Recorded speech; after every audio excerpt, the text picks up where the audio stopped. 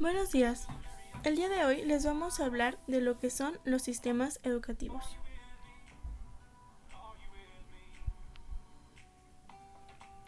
Mi equipo está conformado por Aline Solís, María Regina Gutiérrez, María de la Luz Montán y Andrea Jacqueline Fausto. La docente a cargo es Mayra Noemí Mesa Zavala.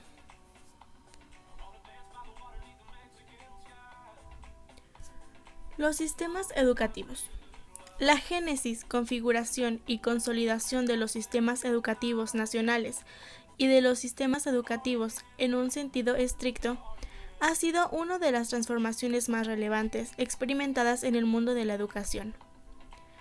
Aunque haya países modelos a los que en un determinado momento otros han imitado o seguido, incluso de forma mundial, se trata en todo caso de un proceso de larga duración y que cada uno tiene una distinta fuerza, distintas características y distintos ritmos, pero al final de cuentas se debe experimentar diversas crisis y reajustes, con el fin sobre todo de hacer frente a la progresiva generalización de la enseñanza secundaria.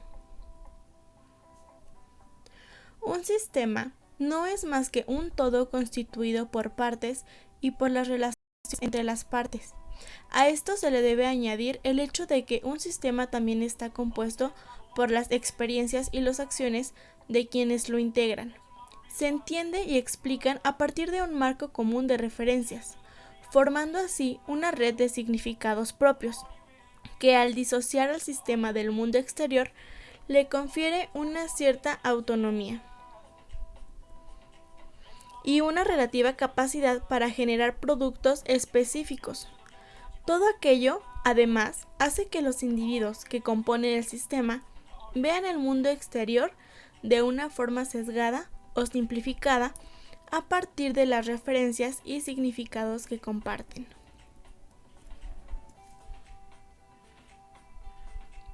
En este sentido, el sistema, en cuanto a articulación de subsistemas e intereses de los individuos y grupos que lo integran, se convierte en una forma de ver el entorno del sistema y el sistema mismo, de entender la realidad y de reaccionar entre las demandas y requerimientos que proceden del exterior.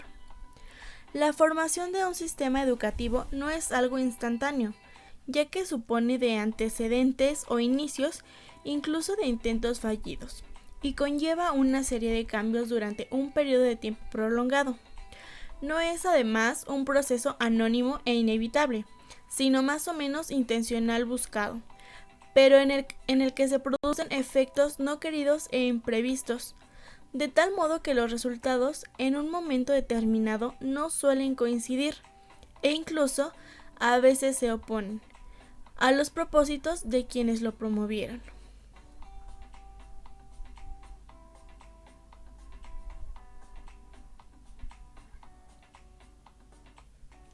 Los sistemas educativos nacionales implican la existencia de una red o conjunto de instituciones educativas de educación formal. Por ejemplo, las diferenciadas por niveles o ciclos y relacionadas entre sí, las gestionadas, supervisadas o controladas por agencias y agentes públicos, las costeadas al menos en parte por alguna o algunas de las administraciones públicas, las que están a cargo de profesores formados, seleccionados o supervisados por dichos agentes y retribuidos en todo o en parte con cargo a un presupuesto asimismo público, y las que expiden unas certificaciones o credenciales reguladas en cuanto a su valor formal y expedición para los poderes públicos.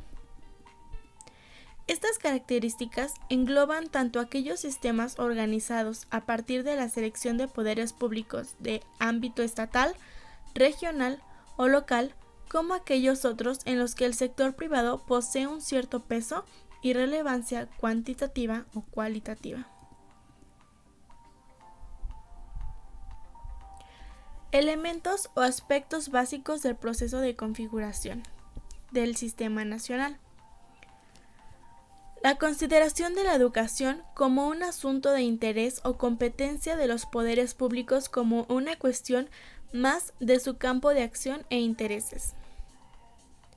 El consiguiente desplazamiento hacia organismos públicos de funciones o tareas hasta entonces ejercidas, de modo no integrado o con grado de sistematización débil por instituciones eclesiásticas, societarias o privadas y correlativamente un cierto control o inspección sobre los establecimientos educativos a cargo de grupos o individuos particulares, a fin de asegurar su inserción con el sistema establecido.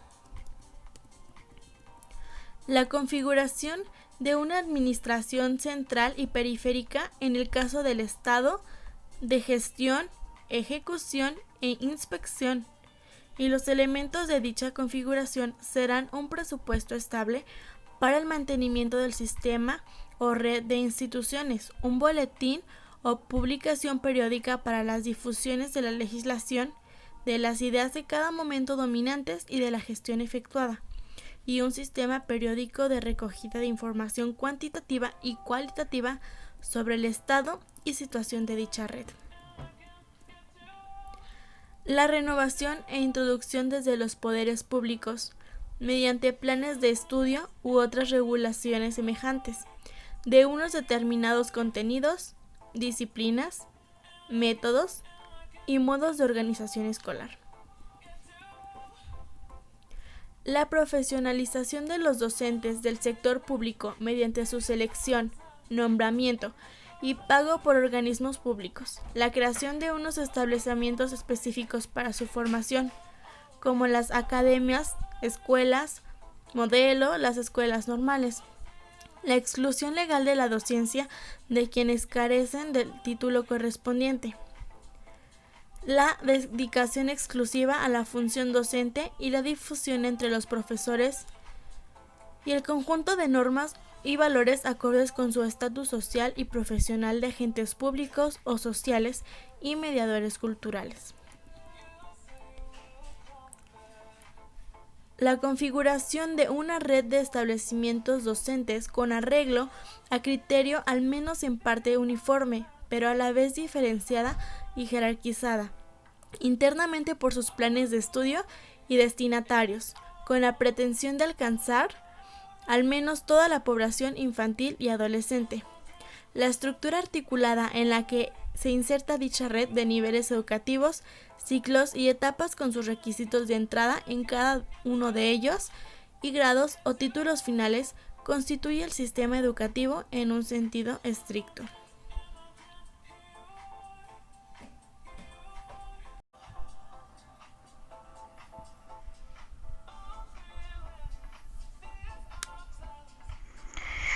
Sistemas educativos y profesionalización docente. La educación como un asunto de interés público que requiere la intervención de los poderes públicos y en especial del Estado. Los pasos o etapas fundamentales del proceso de profesionalización docente han sido la dedicación a tiempo completo, la existencia de un soporte o marco legal sobre el ejercicio de la misma, la exigencia de una formación previa específica, especializada y prolongada, y la constitución de asociaciones profesionales. Todos estos aspectos aparecieron incluso algunos con anterioridad, sobre todo con la Reforma Protestante, la Contrarreforma Católica y la fundación de órdenes y congregaciones religiosas dedicadas exclusivamente a la enseñanza.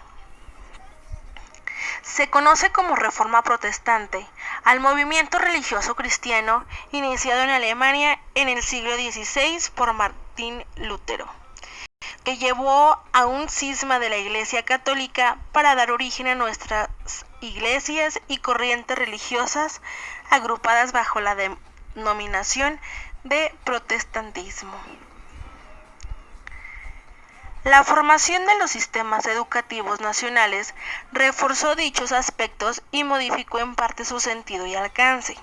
Sustituyó un cuerpo de enseñantes religioso o bajo el control directo o indirecto de la Iglesia por un cuerpo laico bajo el control de los poderes públicos. El sistema escolar moderno es el resultado de un ensamblaje de dos tecnologías diferentes de la existencia. Los poderes públicos establecieron el marco legal de la profesión, su formación, los requisitos de acceso y las condiciones de trabajo. Para los candidatos a la docencia y nuevos maestros, o basado en el sistema de las escuelas modelo, donde los maestros aprendían un nuevo método o modelo de enseñanza en las mismas aulas en las que se aplicaba, por la formación e instituciones docentes, escuelas normales u otras instituciones similares. Fijaron un sistema uniforme de formación, selección y nombramiento para quienes se incorporaron a la docencia pública. La existencia entre los profesores de categorías más o menos relacionadas y articuladas ha sido una constante a lo largo de su historia. Existen diferentes denominaciones. Se les conoce como leccionista, institutriz, profesor, maestro, catedrático, agregado, pasante, auxiliar, ayudante, adjunto, titular, numerario, no numerario, sustituto, contratado, interino y asociado. La configuración de los sistemas educativos nacionales y de los sistemas escolares supuso el establecimiento de cuerpos o categorías por niveles y su profesionalización por disciplinas o materias de un determinado nivel educativo, sobre todo en las enseñanzas secundaria y superior, y en la primaria, por grados o etapas, hasta tal punto contrapuestas que sus docentes recibían denominaciones diferentes, maestros en un caso y profesores o catedráticos en el otro. El establecimiento de divisiones y jerarquías en un mismo nivel educativo ha provocado disfunciones, tensiones y conflictos, en especial cuando dicha división se ha producido o se ha visto agudizada por el incremento en dicho nivel de la escolarización.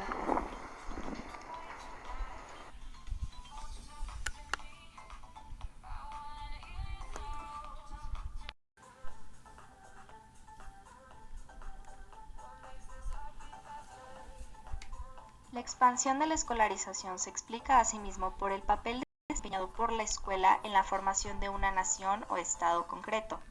Con escolarización nos referimos a hacer que los niños accedan a la escuela para recibir la enseñanza obligatoria.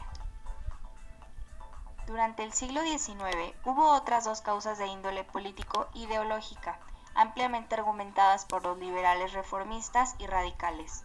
Una era la necesaria y adecuada educación del ciudadano exigida por la extensión del derecho al voto, y la no menos necesaria y adecuada formación de la clase obrera frente a los intentos de los sindicatos y grupos revolucionarios de articular una red propia de centros culturales y formativos entre ellos.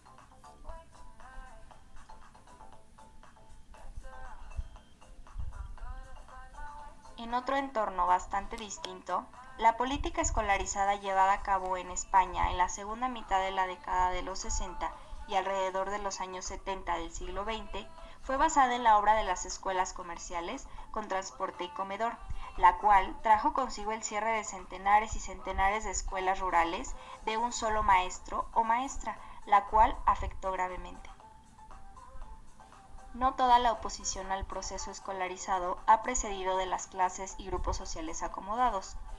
La libertad de enseñanza y descentralización educativa en España durante el sexenio democrático tras la Revolución de Octubre de 1868 fue aprovechada por pequeños municipios de algunas zonas rurales, sobre todo en Galicia y los Pirineos, para cerrar sus escuelas y por lo tanto echar a los maestros, o incluso sustituirlos por personas sin formación o cualificación, algunas dispuestas a desempeñar dicha tarea por una retribución inferior a la de los maestros reales.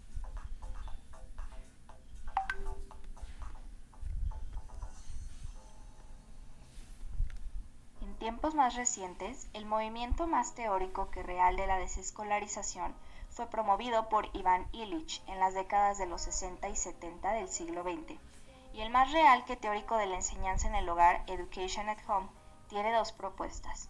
Nos dice que en unos casos se trata de padres cuyas ideas religiosas les hacen preferir la educación familiar, la educación en casa, a la proporcionada en las instituciones escolares públicas o privadas. En otros casos, nos habla de familias en las que los cónyuges poseen un nivel educativo y poseen de los medios tecnológicos para poder suministrar una educación en el hogar que estiman de mayor calidad que la que se puede ofrecer en una escuela.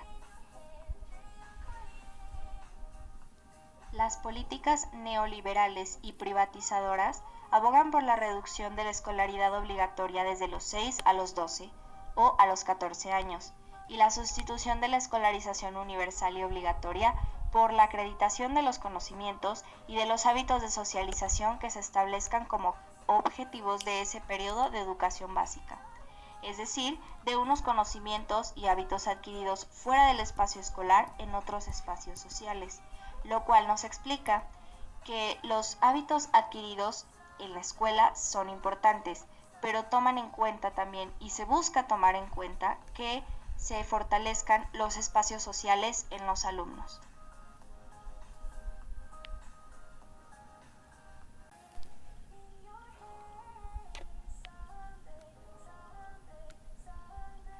Sistemas educativos y factores políticos. El caso español. Para aclarar la interacción entre Estado o poderes públicos y sistemas educativos se tiene que analizar el caso español. A finales del siglo XVIII y primeros años del siglo XIX, en España no existía un sistema educativo. Hasta mediados del siglo XIX se configuraría un sistema educativo que a la fecha ha perdurado con diversos cambios. Lo que implicó en la política ilustrada española de las 3 últimas décadas del siglo XVIII es la ausencia política ilustrada. En el ámbito educativo español hizo falta la acción estatal coherente, decidida y sistemática como fue en Alemania y Austria. La ausencia entre los políticos ilustrados de una concepción nacional estatal de la educación y la paralela debilidad estructural e institucional de los poderes públicos explica que las reformas emprendidas estuvieran ligadas desde sus orígenes y en su desarrollo a un personaje o agente circunstancial, por ejemplo, Pérez Bayer, que era un filósofo español. Querían que su filosofía fuera utilizada para los colegios mayores y así con otros filósofos para diferentes niveles educativos. También que afectaron por separado a establecimientos concretos como los institutos Reales Estudios de San Isidro o Real Instituto Asturiano, careciendo de una perspectiva global que implicará la integración de los diferentes establecimientos docentes en una estructura de niveles educativos básicos, como es primaria, secundaria y superior. Enseñanzas técnicas y especiales, conectados entre sí. Que se buscara más la promoción y el fomento que la acción directa del Estado o corporaciones municipales. Que los recursos afectados procedieran, en general, de impuestos indirectos sobre el consumo o de detracciones ocasionales y específicas sobre determinadas rentas, aportaciones familiares, bienes municipales o de los mismos establecimientos docentes. Esta ausencia es consecuencia de la débil presencia en la Ilustración española.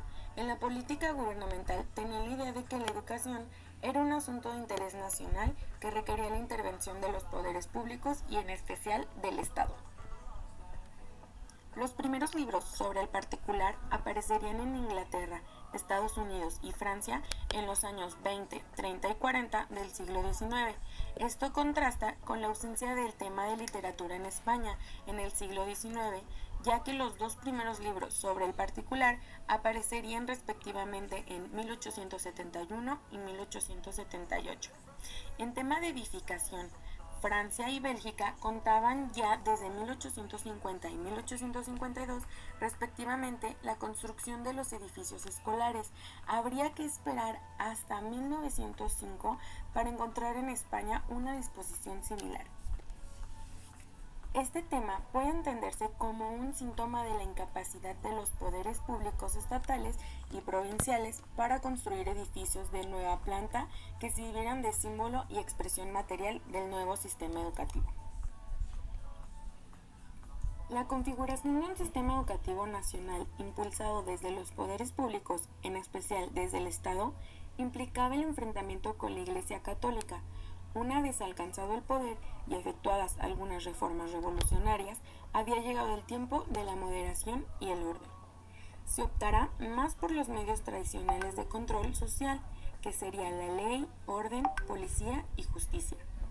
Por parte de la Iglesia Católica, moralización, adoctrinamiento y disciplina de las clases trabajadoras. El resultado final sería un sistema educativo débil e insuficiente. Los conflictos entre los institutos de segunda enseñanza y los seminarios eclesiásticos por acoger a la población estudiantil de este nivel de enseñanza fueron mucho más allá de lo educativo. La identificación entre dichos institutos y el régimen liberal constituía a los ojos del clero un peligro moral. En el ámbito de la enseñanza primaria, la estrategia eclesiástica fue diferente. Aquí lo que trataba era que las escuelas normales no se multiplicaran, que sus planes de estudios ofrecieran una formación insuficiente, que los maestros y maestras no tuvieran un estatus social superior al de los párrocos, y que los párrocos fueran auxiliares en todo lo relativo a la catequesis, asistencia a la misa dominical y otras prácticas religiosas de la infancia y la adolescencia. La posición y el papel desempeñado por las iglesias protestantes o católicas en cada país y momento fue uno de los elementos que condicionaría, junto con el papel del Estado y el juego de relaciones de fuerza entre las distintas clases y grupos sociales, la configuración de los sistemas educativos nacionales y el proceso de escolarización en España.